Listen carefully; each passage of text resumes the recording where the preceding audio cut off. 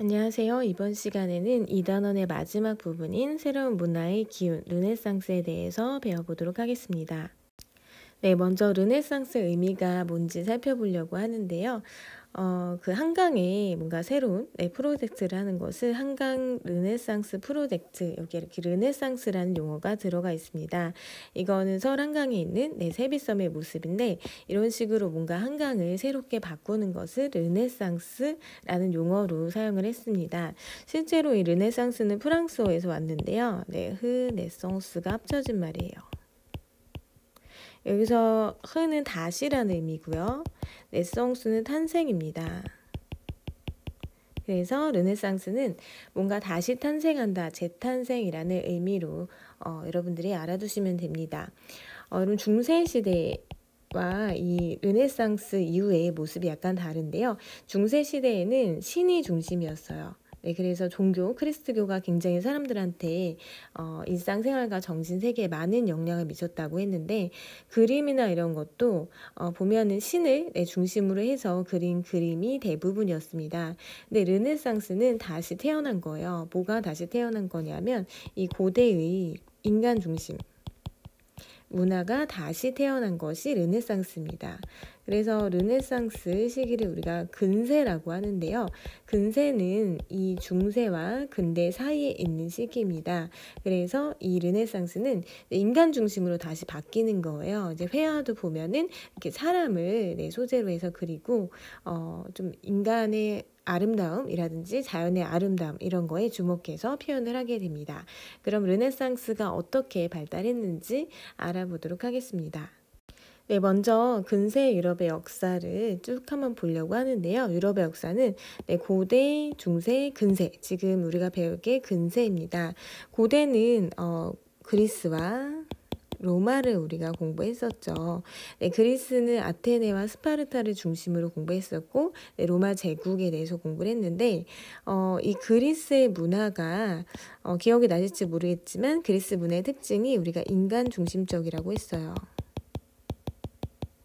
그래서 신들이 굉장히 많았는데 그리스에 다 인간의 모습을 하고 있고, 또 이제 인간의 신체를 표현하는 그런 인간 중심적인 문화가 발달했다고 했죠. 그래서 당시에 동상 같은 것도 보면은 조각이나 동상도 인간의 모습을 표현한 것이 많았습니다.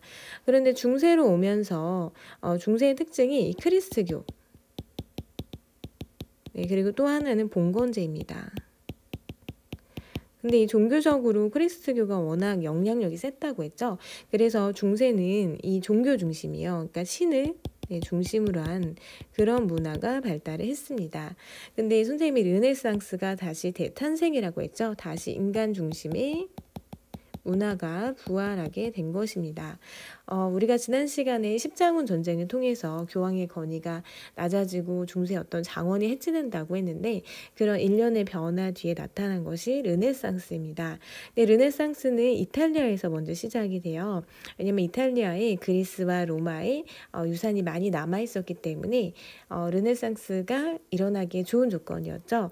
그 다음에 이탈리아 르네상스가 알프스 이북으로 이동을 하게 되는데, 알프스 산을 넘어서 르네상스의 모습이 약간 사회 비판적이고 사회 개혁적인 성향으로 조금 바뀌게 됩니다. 그래서 현재 사회 어떤 문제점을 지적하면서 앞으로 나아가야 될 방향에 대해서 설명하는 쪽으로 나아가게 돼요. 그리고 르네상스와 이 근세의 또 중요한 키워드가 바로 종교개혁입니다.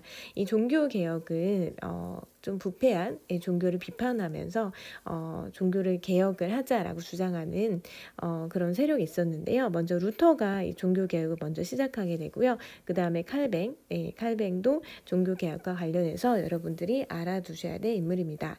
그리고 영국은 좀 독특하게 영국 국교회라는 그런 종교가 이때 종교개혁 때 탄생하게 됐는데요.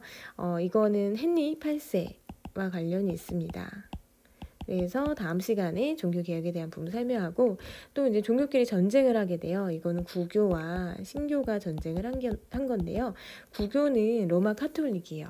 우리가 지금까지 크리스교에서 서유럽의 그 종교인 로마 카톨릭이고, 신교는 이 루터와 칼뱅 이런 그 개신교라고 불리는 종교 개혁을 통해서 새롭게 탄생한 종교입니다. 그런데 두 종교가 전쟁을 했어요. 이거를 30년 전쟁이라고 부릅니다. 그래서 이번 시간에는 르네상스를 알아볼 거고요. 다음 시간에 이 종교 개혁에 대해서 알아보도록 하겠습니다. 그리고 이 부분을 배우면 이제 근세가 어떻게 변했는지 알고, 이 근세 다음이 바로 근대거든요. 근대 시대가 또 어떻게 펼쳐질지에 대해서 조금 더 잘 이해할 수 있을 거예요. 르네상스의 특징을 살펴보도록 하겠습니다. 일단 르네상스의 의미는 재탄생인데, 중세의 신중심에서 다시 인간 중심, 이거는 고대 그리스의 그런 문화가 다시 탄생했다라는 의미입니다. 르네상스는 이탈리아에서 먼저 시작이 돼요. 이탈리아는 상공업과 도시가 발달을 했습니다. 왜냐하면 그 지중해를 중심으로 교역이 발달했다고 했죠. 그래서 이탈리아가 지중해 주변에 있었기 때문에 상공업과 도시가 발달하게 돼요. 그리고 이탈리아에서는 고대 로마의 유산이 많이 남아 있었습니다. 그래서 고대 그리스의 인간 중심의 문화가 부활하기에 좋은 여건이었고요. 그리고 여기에서는 그 도시에서 어떤 상업을 통해서 부유해진 사람들이 예술가와 학자를 후원을 했습니다. 대표적으로 메디치 가문이 있는데요. 메디치 가문과 같은 이 좀 돈이 많은 그런 가문에서 예술가와 학자를 후원했어요. 예술가와 학자를 후원해 주었기 때문에 이탈리아에서 르네상스가 더욱 이렇게 발달하게 됩니다. 대표적인 우리가 화가나 학자들을 보면은 페트라르카는 서정시를 쓴 시인이고요. 보카치오는 여기 나오는 데카멜론이라는 책을 썼는데 중세 어떤 부도덕당 인간 군상을 좀 그려냈어요. 그래서 이 내용이 신을 막 찬양하는 게 아니라 당시 어떤 사회 모습을 비판하는 그런 성격을 가진 작품입니다. 그리고 이 세 명은 우리가 3대 화가라고 불린 사람이에요. 르네상스의 3대 화가인데요. 먼저 미켈란젤로. 미켈란젤로는 참 많은 작품을 남겼죠. 이렇게 좀 인간의 모습을 잘 표현을 했고요. 레오나르도 다빈치, 너무 유명한 화가죠. 아까 보았던 모나리자라든지 최후의 만찬과 같은 그림을 그렸습니다. 그리고 라파엘로는 여기 보이는 아테네 학당이라는 그림이에요. 이거를 그렸는데, 아테네가 그리스에 있었던 폴리스 중에 하나였죠. 그래서 아테네 당시에 이렇게 많은 철학자들이 그림이 나오는데, 대표적으로 여기 보이는 분이 플라톤. 이렇게 하늘을 가르치고 있죠. 그리고 그 아래 하늘이 아니라 땅을 봐야 된다라고 주장한 이 사람이 아리스토텔레스예요. 그리고 이 그림에서 잘 보면은 소크라테스도 있고요. 또 그 알렉산드로스 대왕도 있습니다. 그리고 이 그림을 그린 라파엘로도 숨겨져 있고요. 또 미켈란젤로도 숨겨져 있어요. 이거는 선생님 수업 시간에 좀 얘기해 드리도록 하겠습니다. 16세기 이후에 르네상스는 알프스 이북으로 확산되게 됩니다. 그래서 이제 알프스 산맥이 이탈리아 위쪽에 있는 산맥인데, 여기 이북이라고 하면 그 위쪽에 있는 뭐 영국이라든지 프랑스라든지 이런 쪽에 르네상스인데요. 이쪽의 르네상스는 교회와 사회를 비판하는 개혁적인 성향이 좀 더 강하게 나타납니다. 왜냐하면 이 지역은 아직까지도 교회 권력이 강했거든요. 그래서 중세 봉건제와 교회를 비판하고 현실을 풍자하는 내용이 많았습니다.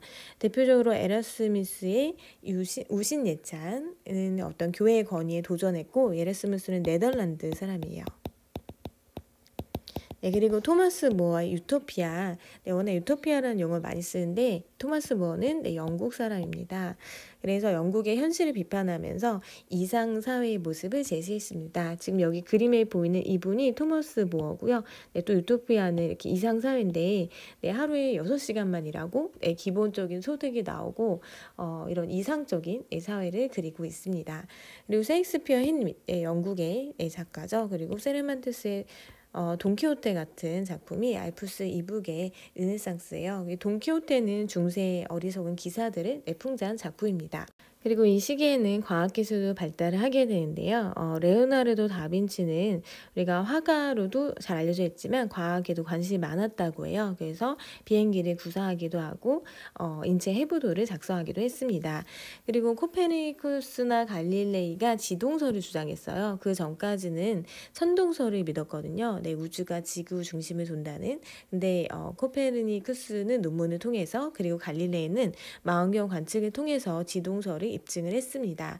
그래서 이게 어떤 신중심의 세계관을 극복하게 되는 굉장히 중요한 사건이고, 나중에 근대의 과학혁명으로 이어지게 됩니다. 또 중요한 기술이 하나 발달하게 되는데요. 바로 활판 인쇄술입니다.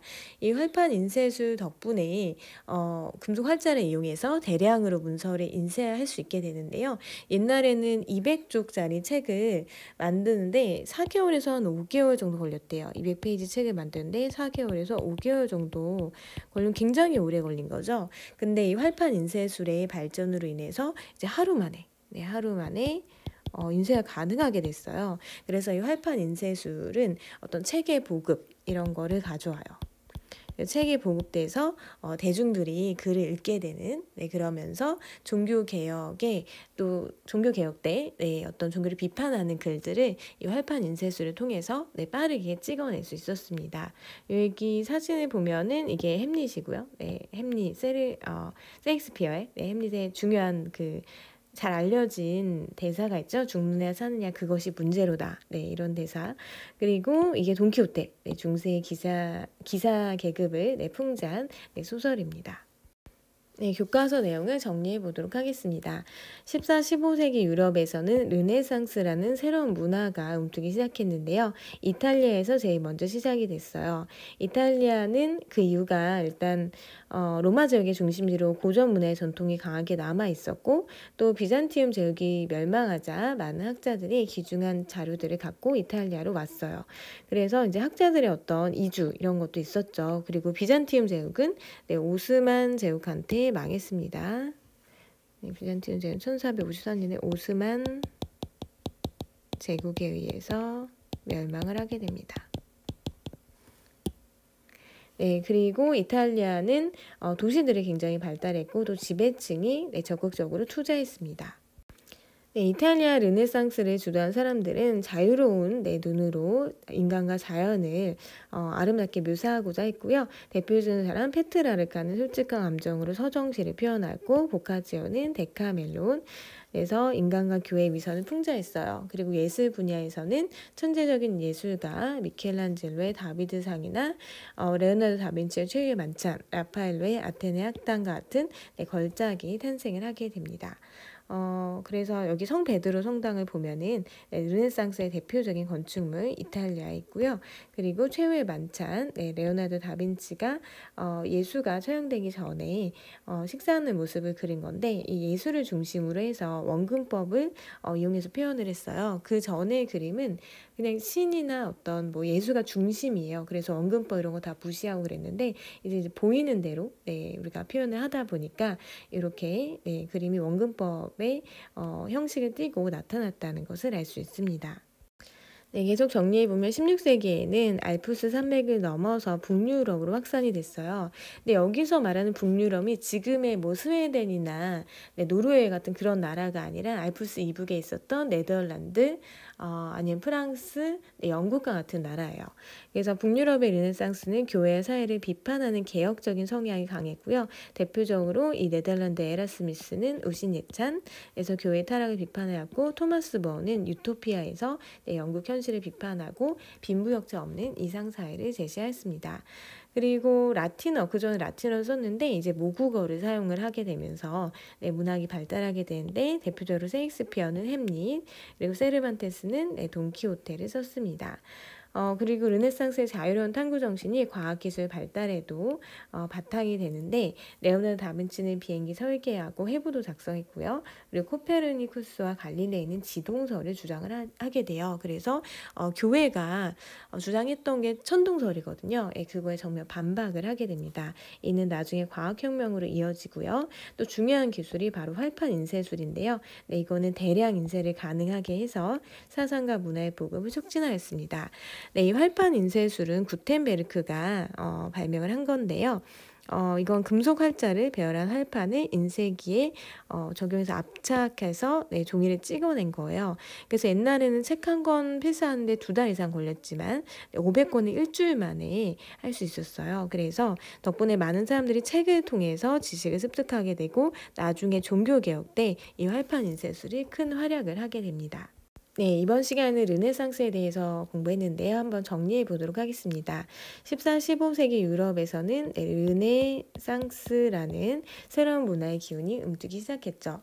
르네상스는 이탈리아에서 제일 먼저 시작되었습니다.